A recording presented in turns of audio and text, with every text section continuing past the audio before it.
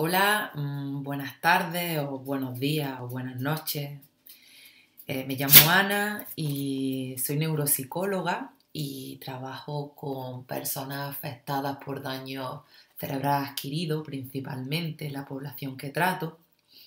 Y bueno, el viernes 20 debería de estar dando esta clase presencialmente, hablando de tecnología y neurorehabilitación. Pero como todos sabéis, estamos confinados en esta misión tan importante e imprescindible que es la de erradicar este dichoso y maldito virus.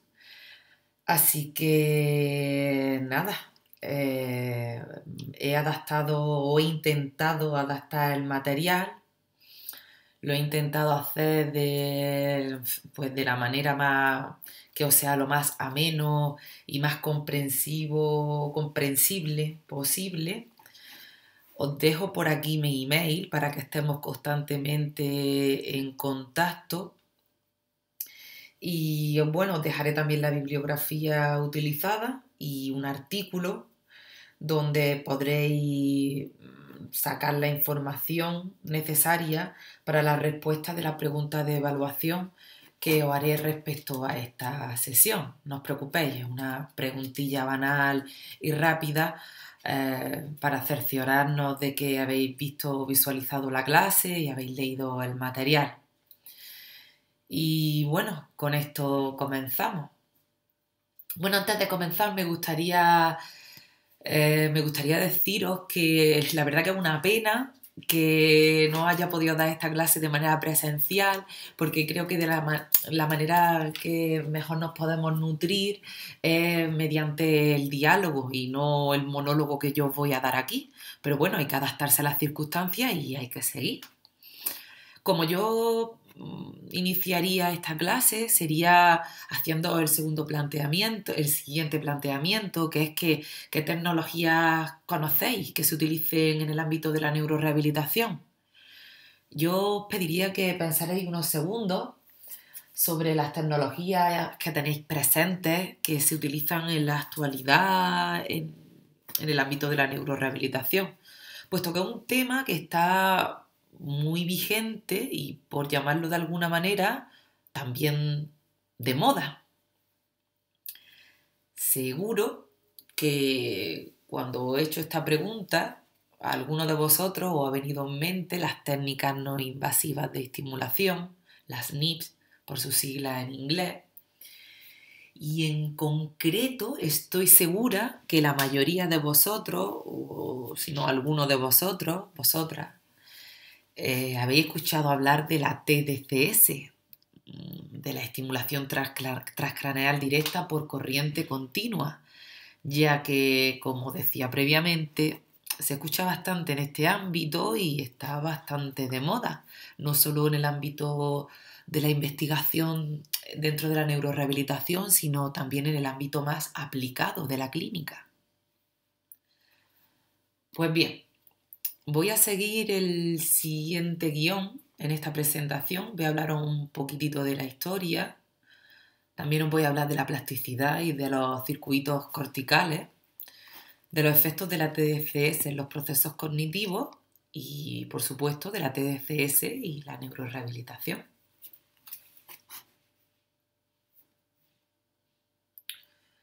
Cuando hablamos de técnicas no invasivas de estimulación y hablamos de TDCS, me gustaría que comenzáramos diferenciando dos, que son las que más se escuchan. Hay más, ¿no? Pero hay dos que creo que son las que más se escuchan, y es que una la TDCS, nuestro tema de hoy, y la TMS. Pues bien, os voy a diferenciar una de la otra. Os voy a decir las diferencias fundamentales. Cuando hablamos de TDCS, que es el muñequito que os encontráis aquí a la izquierda, pues el dispositivo es fácilmente portable y va a pila o batería. La corriente se aplica a través de dos electrodos, como podéis estar viendo, y se aplica sobre el cuero cabelludo. La potencia de la corriente que se aplica es muy bajita, estaríamos hablando de 1 a 2 milivoltios, por lo que no llega al umbral de crear un potencial de acción. Pero aunque no llegue a ese umbral, sí que puede modificar la plasticidad, la puede modular. De los dos electrodos que estáis viendo aquí presentes, uno es el ánodo, el que tiene el simbolito del más, que es el que excita, es decir, potencia, y el otro es el cátodo. El cátodo es el que inhibe, el inhibidor. Es decir, donde ubiquemos el ánodo vamos a potenciar la actividad de esa área y donde ubiquemos el cátodo vamos a inhibir la actividad de esa zona. Comentaros que la TDCS, el dispositivo en sí y su aplicación, tanto en neurorehabilitación como en otros ámbitos, que en la actualidad lo suelen utilizar incluso en ámbitos del deporte, incluso los gamers, los jugadores de videojuegos, pues su aplicación no está regulada. Incluso os puedo comentar que existen tutoriales de cómo hacerse un dispositivo uno mismo en YouTube, ya que es bastante sencillo. Esto no ocurre lo mismo con la TMS. Con la TMS, con el otro dispositivo, está aprobado por la FDA para el uso en trastorno depresivo mayor y además se requiere personal especializado para su uso, ya que estaríamos hablando de un dispositivo de mayor envergadura. Os voy a contar ahora las características de la TMS. Como os decía, un dispositivo de mayor envergadura tendrá un tamaño como el de un microondas, una cosa así. Y se conecta, se enchufa a la pared. La estimulación, como podéis estar viendo aquí, se realiza a través de una bobina que dependiendo de dónde se localice, pues va a estimular esa área. ¿Y qué ocurre cuando colocamos esta bobina y la activamos en el cuero cabelludo?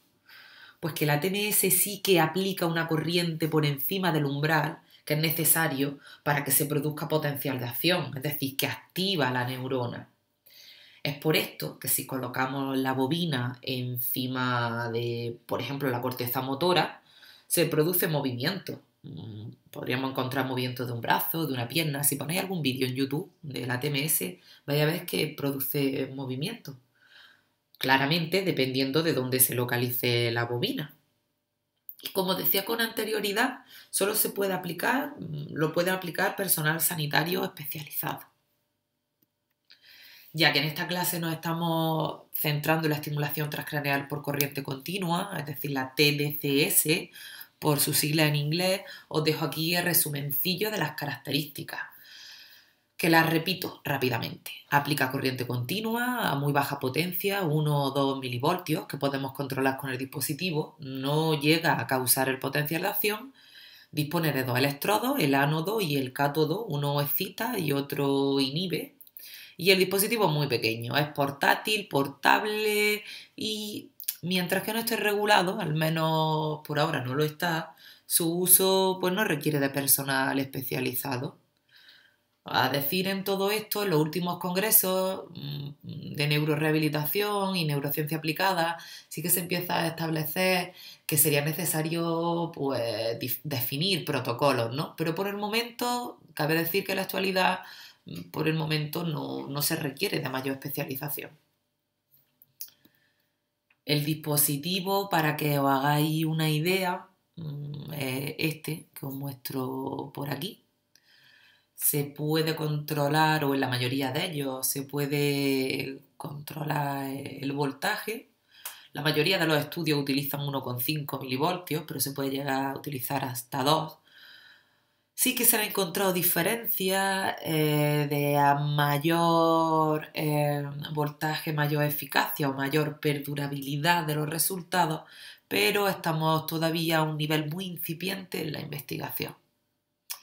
Me gustaría también comentar aquí que en investigación la TDCS dispone de lo que se llama shunt, ¿vale? Y el shunt es una pequeña vibración que se le pone al electrodo, que no es ni ánodo ni cátodo, que se utiliza en el grupo control y que ese shunt pues se utiliza, no hace nada, se utiliza como placebo y bueno, es para el grupo control. También dentro del dispositivo se puede programar para esto. Bueno, vamos a hablar ahora de los efectos neurofisiológicos. Espero que no os esté aburriendo demasiado, va a ser rápido. Los efectos online, vamos a diferenciar entre efectos online y efectos offline. Los online son aquellos efectos que se dan en el momento que se está aplicando la TDCS, en el mismo momento. Y ahí nos vamos a encontrar una mayor apertura de calcio, de los canales de calcio y sodio, una predisposición a la despolarización parcial de la neurona y por lo tanto una facilitación al potencial de acción. Sin embargo, los efectos offline, que serían aquellos que se dan después de la aplicación de la TDCS, es decir, los que podríamos considerar más a medio o largo plazo, es que se da un aumento de NMDA, una mayor entrada del ion calcio, la activación de la cadena de segundos mensajeros y ahí la plasticidad genera cambios a un largo plazo. Pero bueno, una vez que hemos visto ya esto, que hemos comentado cómo funciona la TDCS, que la hemos diferenciado de la TMS, que hemos visto sus efectos neurofisiológicos, ¿qué implica todo esto? ¿Qué efectos de la TDCS tiene o hay respecto a los procesos cognitivos? ¿Qué es lo que modifica? ¿Qué es lo que modula? ¿Qué es lo que cambia? Os voy a leer un párrafo que cita tal cual estos autores, Sela y Lavador, es del 2014, y es que dicen que la TDCS ha mostrado tener efectos sobre varias funciones, entre las que se incluyen lenguaje, funciones ejecutivas, control cognitivo, aprendizaje, memoria de trabajo y cognición numérica, lo que podría convertir en una herramienta muy útil para establecer diversos protocolos de potenciación cognitiva. Aquí la pregunta que lanzo es la siguiente. ¿Es la TDCS el nuevo producto multiuso? ¿Podemos hablar de la TDCS como el producto estrella para la potenciación cognitiva independientemente del déficit o de la capacidad que queramos trabajar, independientemente de la patología, independientemente de las características cognitivas del paciente o usuario? ¿Qué está ocurriendo? ¿Qué ocurre? ¿Qué nos dice la literatura? Bueno, pues ya sí que nos metemos en TDCS y neurorehabilitación, ya sí que nos metemos en nuestro tema. Mira, si a nivel nacional observamos un poco qué pasa en los grandes centros de neurorehabilitación, aquí os pongo los logos de algunos de ellos. Ninguno es mi sponsor, no recibo dinero de ninguno de ellos, pero si lo observamos y observamos sus estrategias de marketing, todos ellos anuncian que tienen la TDCS. No especifican muy bien para qué, algunos sí, algunos no, pero sí que hablan de TDCS, de estimulación transcraneal, sí que lo tienen en sus páginas web y sí que lo utilizan tanto, bueno, a primer nivel se puede ver que lo tienen o que lo marketean, ¿no? Nosotros vamos a hablar de una aplicación en concreto de la TDCS, ya que como lanzaba la pregunta que hacía con anterioridad, si es el multiuso de la potenciación cognitiva, la literatura científica va dando grandes saltos, pero la evidencia científica hace que en realidad la aplicación clínica sea más reducida de lo que a nosotros nos gustaría o que por el momento se puede hacer. Vamos a hablar de la afasia. Bueno, esto es un máster de logopedia, pero aún así vamos a incidir un poco en el drama de la afasia. La afasia la podemos definir como la pérdida total o parcial de los procesos implicados en la formulación y comprensión del lenguaje que son secundarios al daño cerebral adquirido de una red neuronal distribuida en estructuras corticales y subcorticales del hemisferio cerebral dominante para el lenguaje, que como bien sabéis normalmente es el hemisferio izquierdo. En la actualidad, la afasia, más allá de estar centralizada en ese déficit del lenguaje, es considerado un trastorno que es multimodal, un trastorno cognitivo multimodal. ¿Qué quiere decir esto? Pues que bien, la afasia no solo afecta al lenguaje en sí, sino que altera otro tipo de procesos cognitivos que dependen de la actividad del hemisferio izquierdo, como es, por ejemplo, la atención. Las afasias se pueden producir por daño cerebral debido a diferentes etiologías, bien sean traumáticas, traumatismo craneoencefálico, ya sea, estamos hablando de enfermedades degenerativas, infecciosas, tumorales, vasculares y por supuesto por ictus. Y tanto la evolución como el pronóstico de la afasia va a diferir entre ellas. Vamos a centrarnos en los ictus. Nos vamos a centrar en los ictus porque representan el trastorno neurológico más frecuente en el mundo y además suponen la tercera causa de muerte en los países industrializados. Es decir, esto no es un tema baladí y es nuestro principal target de trabajo dentro de las personas que trabajamos en la neurorehabilitación. La incidencia de la afasia tras un ictus, la afasia post-ictus, se encuentra en torno a 1 de cada 3 pacientes. Es decir, si tenemos en cuenta esta cifra y la prevalencia a nivel mundial que hay de ictus, vamos a encontrar que 3.000 casos por cada millón de habitantes van a padecer afasia.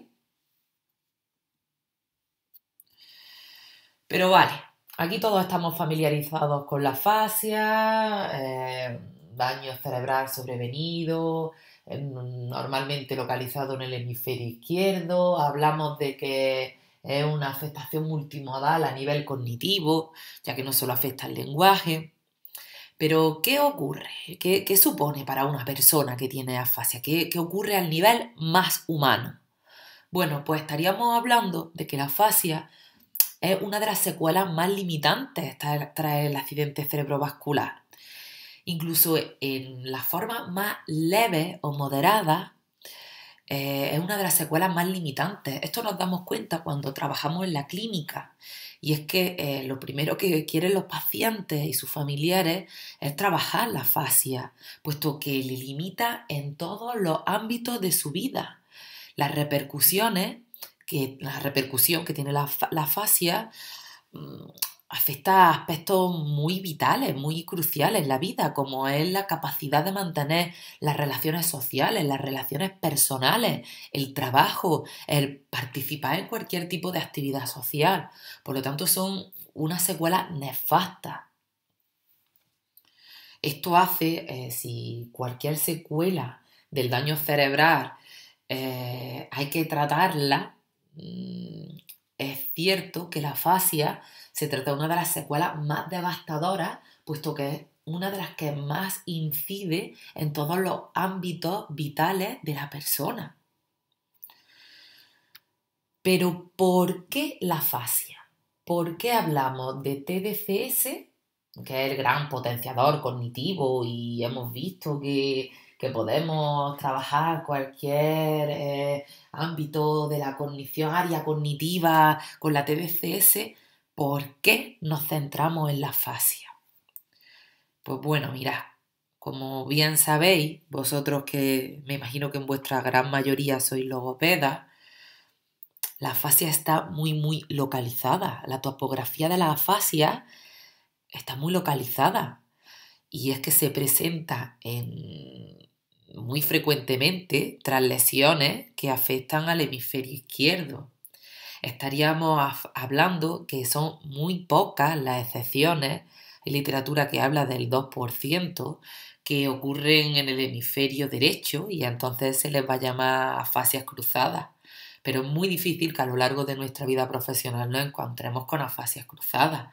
La localización del lenguaje es una de las topografías más localizadas y por lo tanto las afasias suelen estar muy localizadas. ¿Pero qué ocurre con la rehabilitación de la afasia? Pues bueno, muy al contrario de lo que la tradición ha dicho, según diferentes autores, y no tan actuales, sino aquí, por ejemplo, nos encontramos a Carlomagno y compañía, que ya en el 2001 tiene trabajos que decían que la recuperación o un nivel de recuperación siempre es posible. Por lo que según esto, todos los pacientes con afasia se van a beneficiar o podrían beneficiarse al recibir rehabilitación del lenguaje. Como decía con anterioridad, esto no es lo que se nos ha dicho tradicionalmente, que lo que se ha considerado es que los mayores logros de la rehabilitación del lenguaje se alcanzan a los 6 primeros meses y que los 6 primeros meses posteriores al ictus y que después de esos 6 meses, ¿no? Pues que se llega a la meseta, que apenas hay cambios. Esto es lo que se ha dicho tradicionalmente y vamos, y me pongo como ejemplo, yo que trabajo en clínica, a día de hoy todavía el colectivo médico difunde esta idea. ¿Esto qué ha supuesto? Pues bueno, esto ha supuesto que habitualmente a los pacientes se les dejase de intervenir una vez que haya pasado ese lapso temporal, esa ventana terapéutica de esos 6 meses post-ictus, pues que se les deje de intervenir.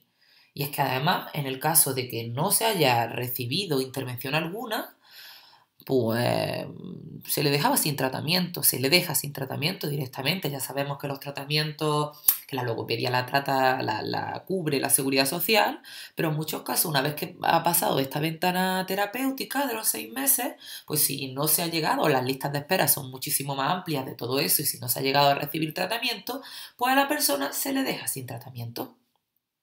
Sin embargo, la evidencia más reciente, la evidencia científica, muestra que esta ventana terapéutica es muchísimo más amplia que lo que se estimaba hasta ahora.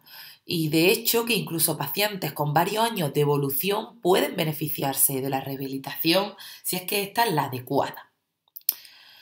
Aquí os pongo la imagen de los billetitos porque seguramente es una cuestión económica detrás de todo esto. ¿Y qué es lo que nos dice la ciencia? Porque al fin y al cabo somos científicos y tenemos que basarnos en lo que nos dice la ciencia. Bueno, pues la ciencia lo que nos dice es que los datos preliminares pueden mostrar o podrían estar mostrándonos que hay un acuerdo en la comunidad científica en base a que o respecto a que los posibles beneficios de la intervención con la TDCS en la afasia post-ictus es algo veraz. Vamos a centrarnos en una revisión acotada entre 2011 y 2017. Este artículo lo voy a dar como material de trabajo, en el que se han seleccionado 19 estudios con un diseño fiable de doble ciego. En estos estudios, en esta revisión y en estos 19 estudios de diseño de doble ciego, en algunos estudios las mejoras se han producido principalmente en denominación y fluidez, pero en otros que utilizaban, por ejemplo, el cociente general de la afasia, utilizando la batería Western, que es bastante frecuente en estos estudios, también se evidenciaban mejoras significativas. Pero además de esto, que se veían mejoras significativas, tanto en denominación y fluidez, si era lo que se medía, o en cociente general de afasia, si es que se utilizaba la batería Western, además de estas mejoras significativas, se encontraba que la permanencia de los efectos era variable y que parece depender del número de sesiones y de la intensidad. Es decir, chicos, a mayor número de sesiones y mayor intensidad nos vamos a encontrar mayor efecto. ¿Qué ocurre aquí? Pues, según la revisión de estos estudios, parece que la efectividad de la TDCS en la afasia, en la terapia del lenguaje, no solo depende del número de sesiones y de la intensidad, sino que también depende en gran medida de cómo vamos a colocar esos dos electrodos. Recordad, el ánodo y el cátodo. Uno potencia y otro inhibe. Podemos tener 4 combinaciones. La modulación de la activación perilesional con ánodo o cátodo, la facilitación de la activación del hemisferio dañado con el ánodo, colocando el ánodo en el hemisferio dañado, o la inhibición del hemisferio sano, sin lesión, con el cátodo. Y por último, un montaje simultáneo donde el ánodo esté en el hemisferio lesionado y cátodo en el hemisferio intacto o viceversa. Esas serían las 4 combinaciones que podríamos encontrar. Para poder decidir cómo colocar, qué combinación es la que más nos interesa en la rehabilitación del lenguaje, en la afasia, debemos de basarnos en un modelo teórico. Y en este caso yo voy a hablar de la rivalidad, del modelo teórico de la rivalidad interhemisférica. Perdón. Bueno, este modelo teórico de la rivalidad interhemisférica expone que las áreas homólogas se inhiben tónicamente entre sí, por lo que la activación de un área conduce a la desactivación del área homóloga en el otro hemisferio. Es por esto que cuando hay una lesión unilateral, el equilibrio entre la excitación y la inhibición que existe en un cerebro sano se ve alterado. Esa homeostasis, ese equilibrio entre un hemisferio y otro se altera. Por ejemplo, estudios que han demostrado que durante la ejecución del movimiento la corteza motora dañada recibe señales inhibitorias anormales del hemisferio contralateral. Y en estudios donde se lesiona de manera virtual áreas relacionadas con el lenguaje en el hemisferio izquierdo, se comprueba que el efecto es similar, recibiendo el homólogo señales inhibitorias anormales.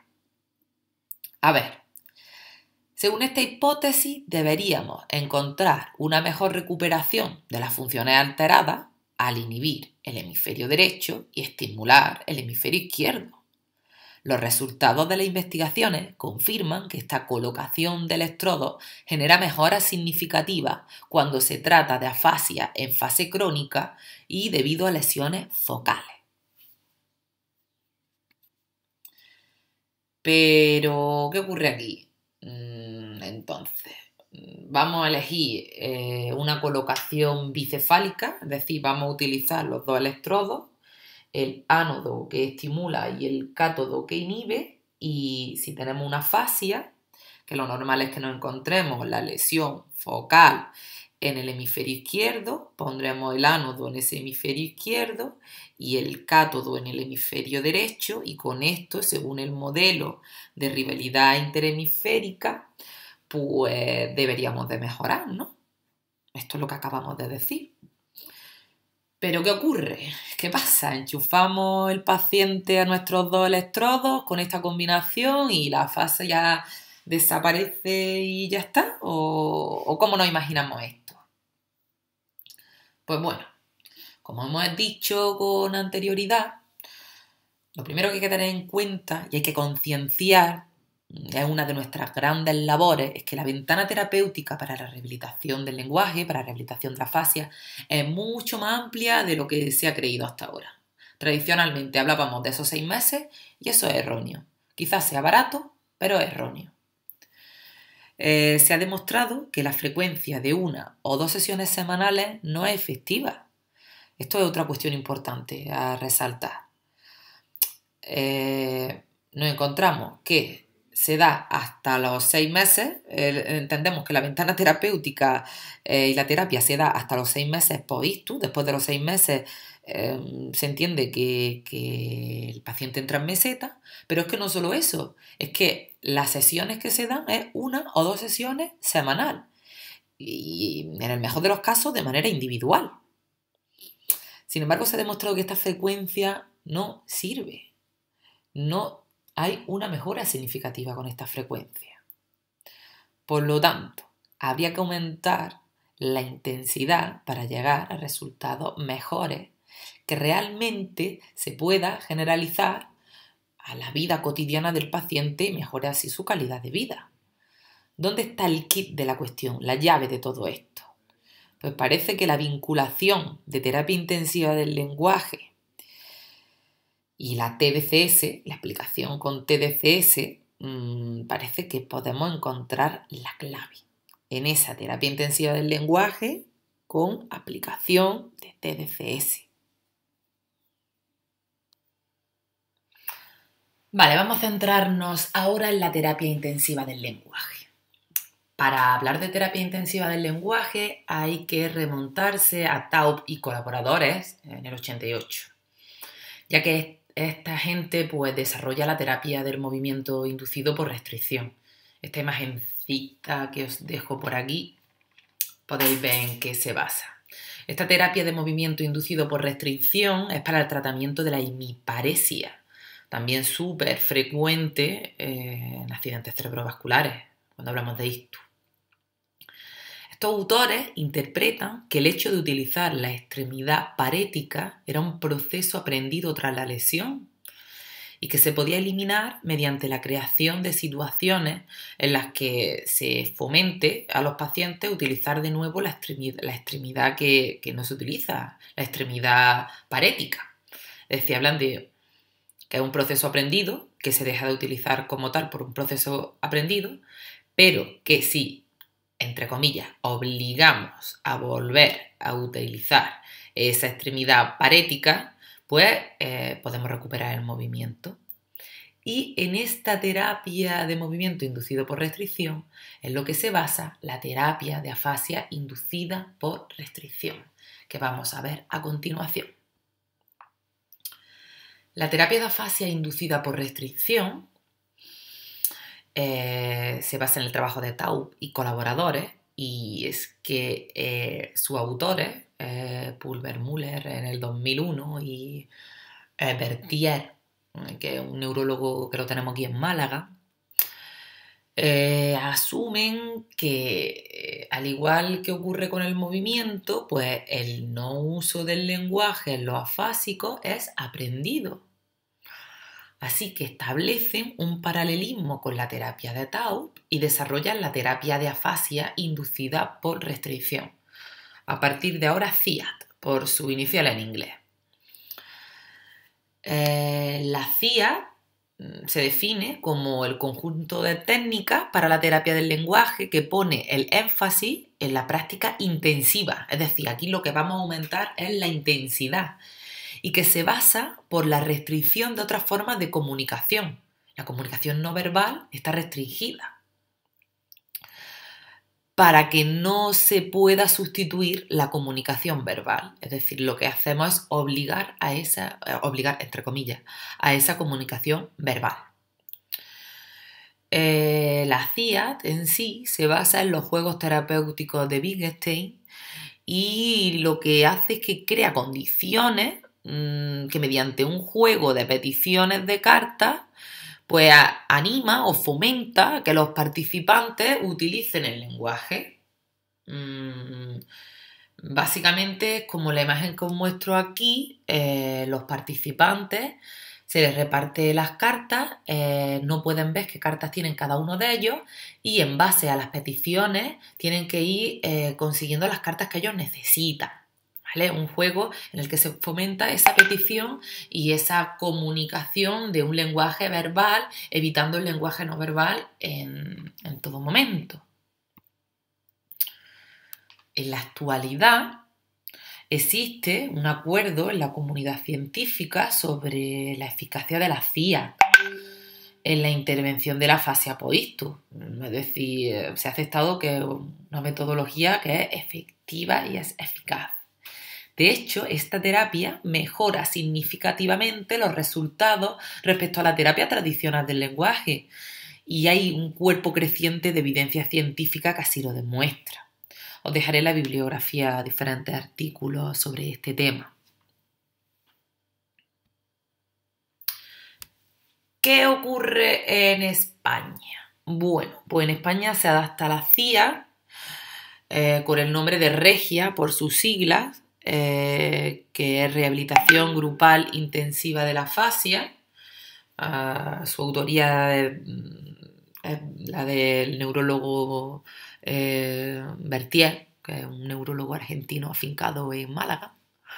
Y a partir de 2014 se comercializa como Regia. Seguro que la conocéis. ¿Las ventajas que presenta la Regia? Pues bueno, el rendimiento del lenguaje de los pacientes con afasia, las ventajas que presenta es que hay un aumento funcional de la comunicación diaria y se fomentan las interacciones sociales, por lo que se generalizan los resultados de una forma ecológica. También encontramos que hay un mantenimiento en el tiempo del resultado, es decir, mayor perdurabilidad de esa mejoría y generalización. Y también la consecución de un lazo temporal menor, evitando así la cronificación de la intervención. La terapia tradicional se tiende a cronificar, ya que las mejorías no son significativas y con esa periodicidad de 1 o 2 sesiones a la semana, con tan baja intensidad, pues al final son terapias que se cronifican en el tiempo. Aquí abreviaríamos los tiempos con este tipo de terapia como es la Regia. Así que chicos, chicas, según todo lo que hemos visto hasta ahora, encontraríamos que la solución,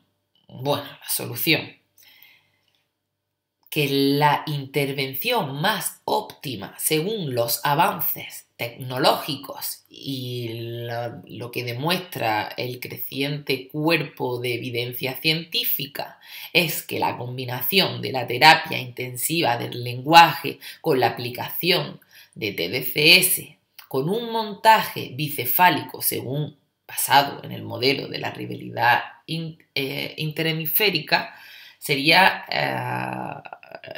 la intervención más eficaz, según los criterios que hemos visto hasta ahora. ¿Qué ocurre? Pues el problema es que si bien la TDCS ya se comercializa, si bien los grandes centros de neurorehabilitación ya la ofertan entre sus servicios, y si bien hay un acuerdo entre la comunidad científica de que la aplicación de la TDCS favorece la recuperación de la fascia post-ictus, nos faltan protocolos de intervención. Según esto, y según la información que os acabo de dar, un protocolo posible que sería idóneo de estandarizar se basaría en las 3 semanas intensivas de Regia, porque la Regia contempla 3 semanas, o 2 o 3 semanas, cada semana con 5 días de intervención en torno a las 6 horas diarias, con un descanso en medio, y apostaríamos por el montaje bicefálico en base a ese modelo de rivalidad interhemisférica. Hasta ahora, tanto la evidencia científica como la aplicación clínica va en esta dirección. Pero como os comentaba y como dejo en los artículos que os voy a dejar como bibliografía, siendo obligatorio leer el de Montenegro, la revisión de los 19 casos de Montenegro, la dirección de la innovación tecnológica y la evidencia científica nos muestra que este sería el camino. Y nada, agradeceros vuestra atención, esperar que se os haya hecho. Y nada, para terminar, quiero concluir con que el avance de la neurorehabilitación va indiscutiblemente de la mano del avance tecnológico.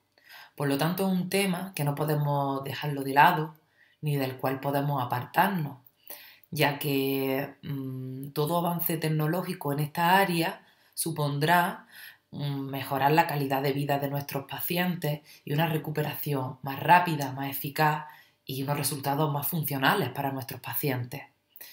Hay muchísimo por hacer La investigación está en preliminares. Aquellos que nos dedicamos a la clínica estamos introduciendo lentamente estos avances, pero no por ello hay que dilatar más este proceso. En temas como la TDCS, donde el mecanismo es más o menos sencillo y los beneficios están demostrados, al menos en la intervención de la rehabilitación de la fascia post-ictus, debemos de ser muy conscientes que como profesionales responsables tenemos que tener a nuestro alcance el conocimiento y los instrumentos necesarios como para poder posibilitar la mejor recuperación de nuestros pacientes. Y nada, finalizar diciendo que os agradezco vuestra atención, que espero y deseo que esto se os haya hecho ameno, porque sin que haya interacción humana no sé hasta qué punto os ha podido parecer ameno. Y decir que lamento el monólogo, que esto hubiese sido genial si hubiese sido en una sesión larga donde podríamos haber debatido y demás.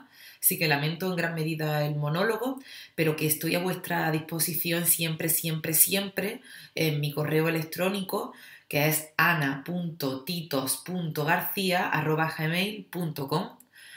Y nada, muchísimas gracias y estamos en contacto.